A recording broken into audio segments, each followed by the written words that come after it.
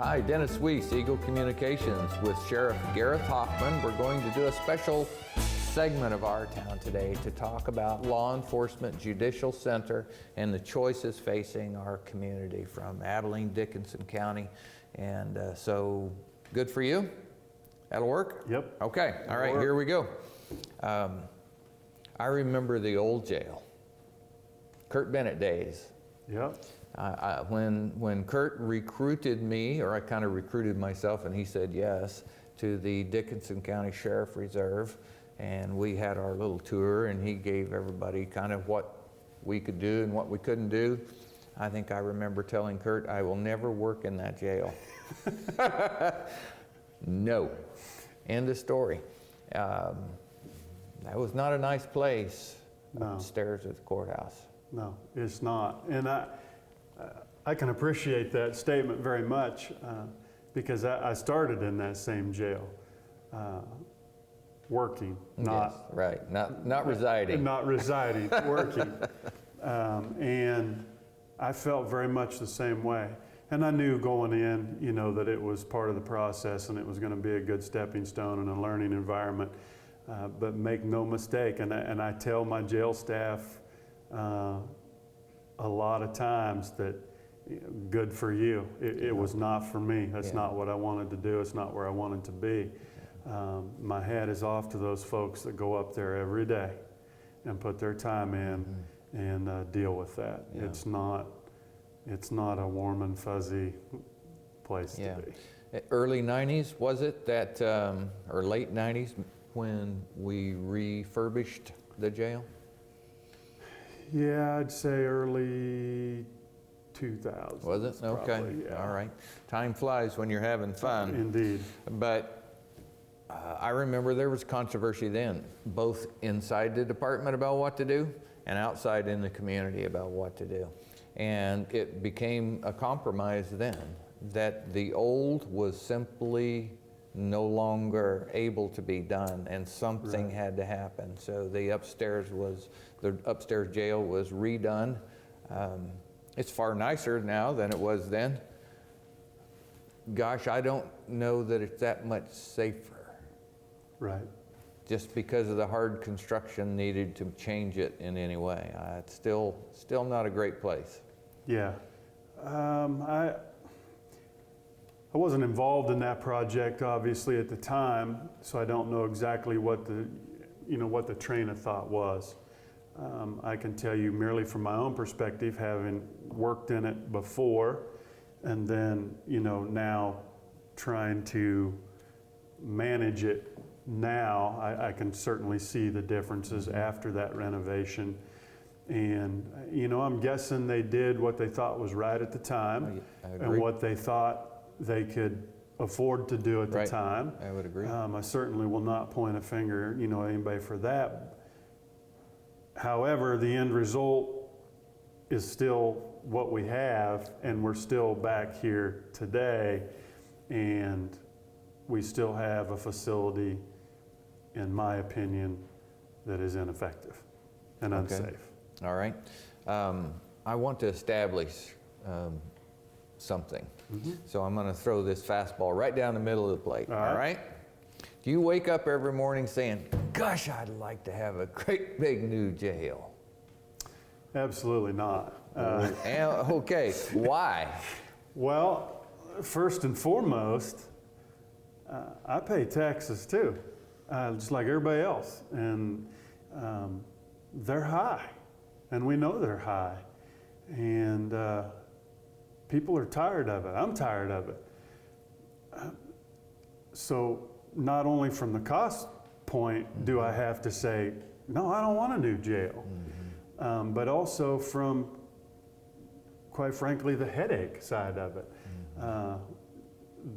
This is not going to be an easy venture, whether it dies early or whether it goes on. This is not going to be an easy venture. Right. To figure this out and try and do things the right way. It's going to be a headache. The whole process, the building, is going to be a headache. So I'm certainly not in it for the fun, and I'm certainly not in it for the fact that I would like to sit in a new office someday. For me, it's a difficult balance I have a sense of overwhelming obligation to merely try and explain to the public what I believe the issues are. At the end of the day, my wish is that the public has the opportunity to speak on that and then decide for themselves. I do not want to decide for this community necessarily where we go and what we do. But I do feel obligated to explain to them through my years of learning and knowledge there what our concerns are. At the end of the day, the community is going to have to, in my opinion, or should have the right to decide, what do we do? Do we want to leave it the way it is? Or do we want to fix the problems that we believe exist? And furthermore, if we want to leave it the way it is, when? I think that's an important question, when. I'm not going to say right now is a great time. From a financial aspect, taxes, it's not a great time. But if it's not today, we need to at least start thinking about when. Do we pass this problem on to the next 6 sheriffs and to the next community? Do we pass this problem on to our kids? I don't know. Well, you're consistent. When you were running for sheriff, you said to me on camera, I believe that the community should get the law enforcement it wants. Correct. That's essentially what you just said about the jail. Correct. I admired it then, I admire it now. But I also am glad you're willing to come face the camera and tell us what you see. Right. And give us advice from the sheriff of our county, what the issues are. I think I run into a lot of people deliberately, so, and not with my car, but with my face, and I ask them these questions. I think the overwhelming concern in our community is about having a voice. Right. A lot of people are concerned about taxation. A lot of people are saying maybe we're on the top edge of our comfort level on taxation. Right. But that's a personal opinion. If we put them in a room, that's what elections are for. Right.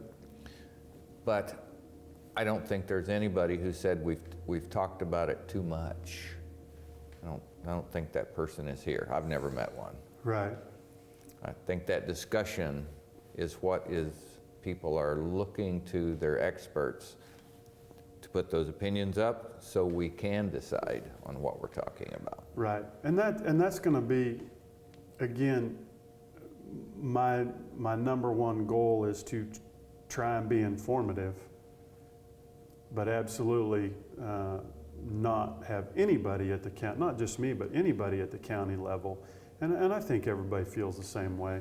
The last thing we want to do is give anyone the impression that we are force-feeding a project to them.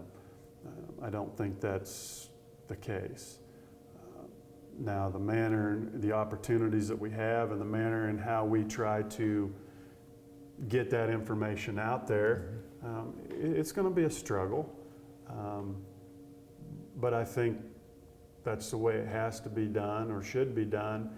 And I think the other importance is the community also needs to know that they've got ownership in this as well. Regardless of which way it goes, they have ownership in this. So I guess the only thing that I would encourage would be, don't believe everything you hear. Take the time. This is a big deal. This is going to be a big thing, regardless again of whether it goes or not.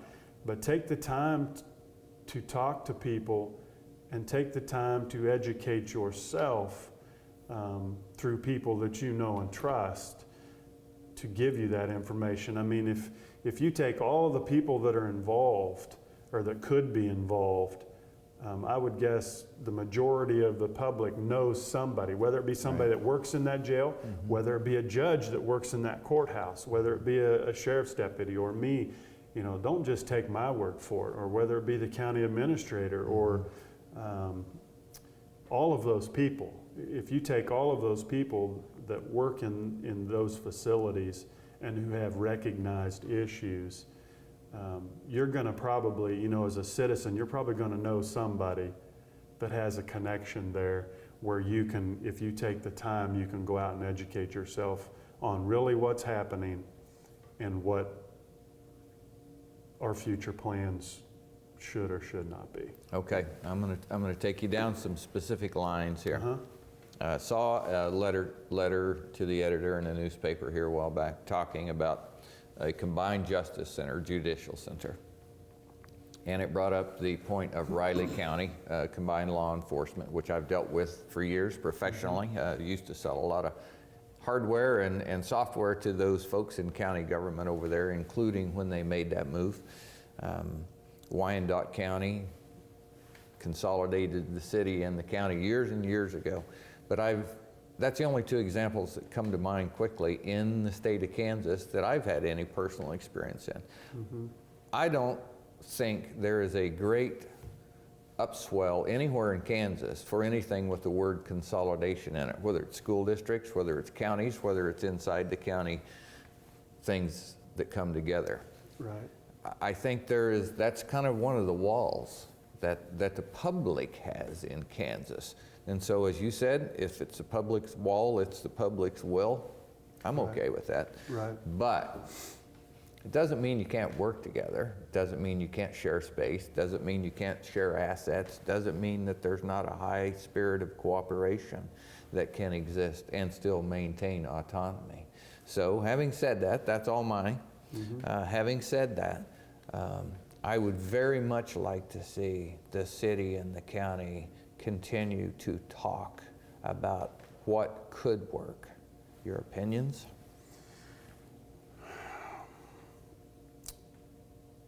My opinion is that theory has died out. I can't say exactly necessarily where or why, but I think that theory of, first let me back up.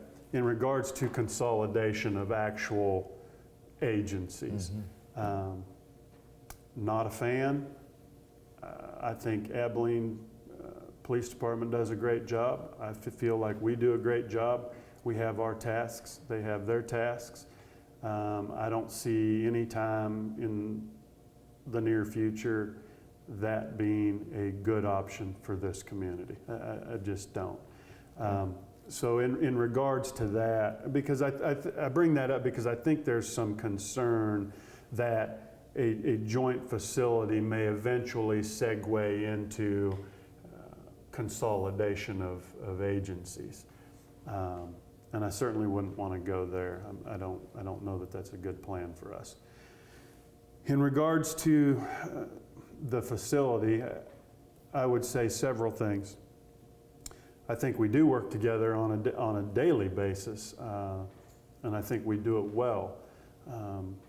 Chief Heimer and I have contact with one another regularly, and I probably pick his brain more than he picks mine. He's been a great tool and a great asset to have here. He brings in a lot of outside experience and thinking that I have not experienced. My entire career has been here. Sure. Pros and cons to that. Right. But so we do work together well. In regards to just the facility, I think, I don't know for a fact, because I've not heard a lot of talk from the community on what they actually believe. My perception is that people think, number one, there will be a great cost savings if we combine that facility. But to date, no one has yet been able to tell me that cost savings is actually going to happen. So along those same lines, I would hate to go into a project of this magnitude with the intention of just doing what saves us money. Now, that's kind of a risky statement I understand because what I you're don't saying. want people to think we're going to spend foolishly, because I don't think we're not, or I don't think that we will. But on the other hand, you have to identify what is going to work and what you need to provide the community what they need and what they want. If you can't afford to do it, in my opinion, wait. Otherwise, we kind of end up with the situation we have in the jail now.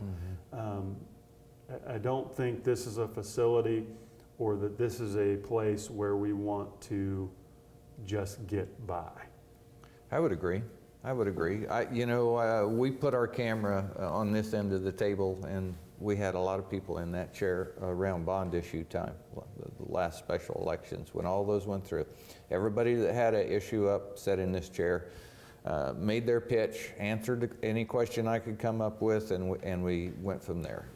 The county did some things to publicize their information about why they were asking for extra sales tax funding.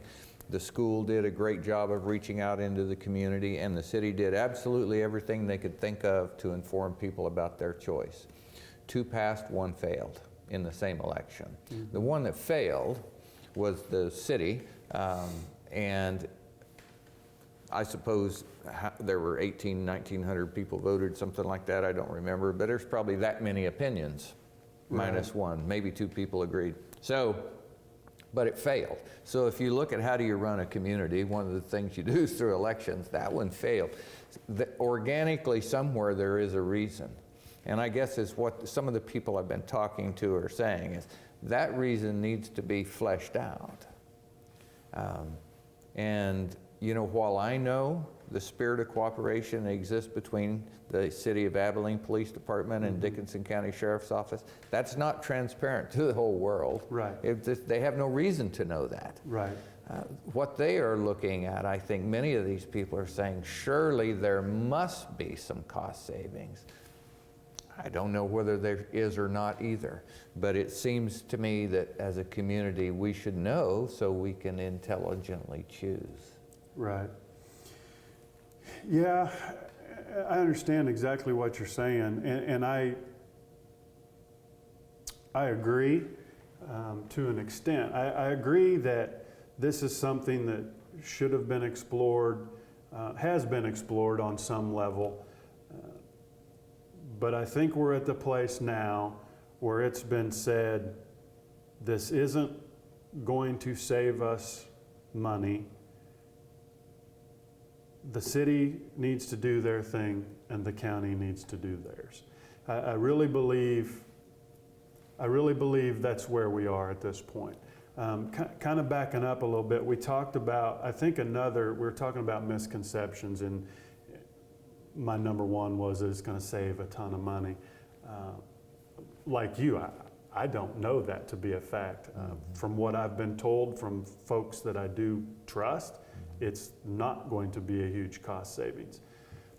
Secondly, I think there's been a lot of talk and maybe misconceptions that in regards to the sharing of space.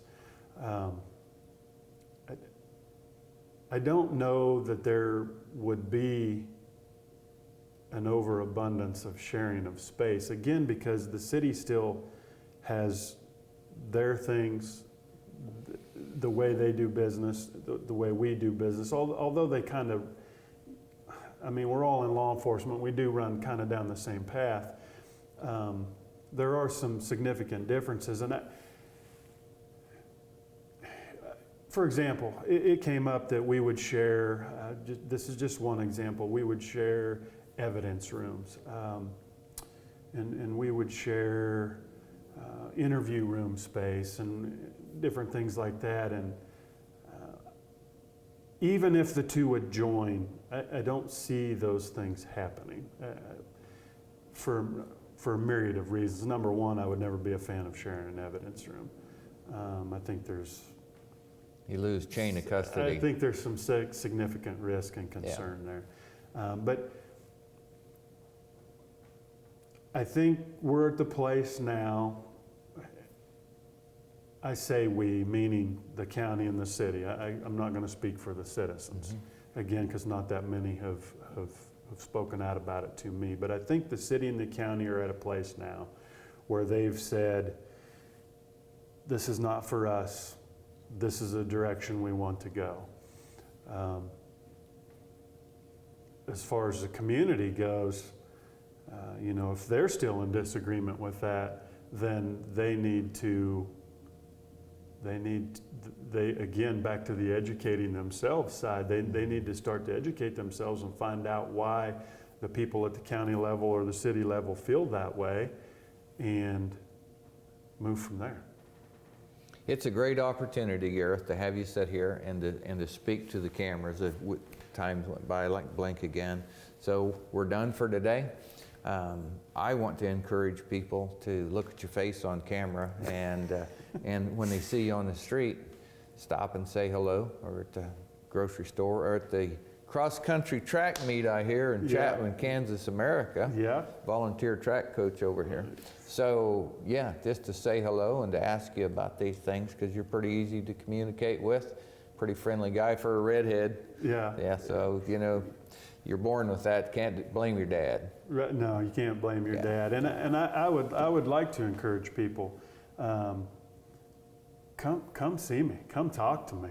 I don't have all the answers. Never will claim to have all the answers. I'm more than happy to help explain or try to explain why we're starting this process. I may very well learn some things in talking to those folks, and hopefully they will learn some things as well. But that's really what it's all about. We have to communicate. So, Sheriff Gareth Hoffman over there, offering you an opportunity to talk to him at any time. We're so glad he sat with us today on camera at Eagle Communications. I'm Dennis Weiss, and the both of us hope you have a wonderful day.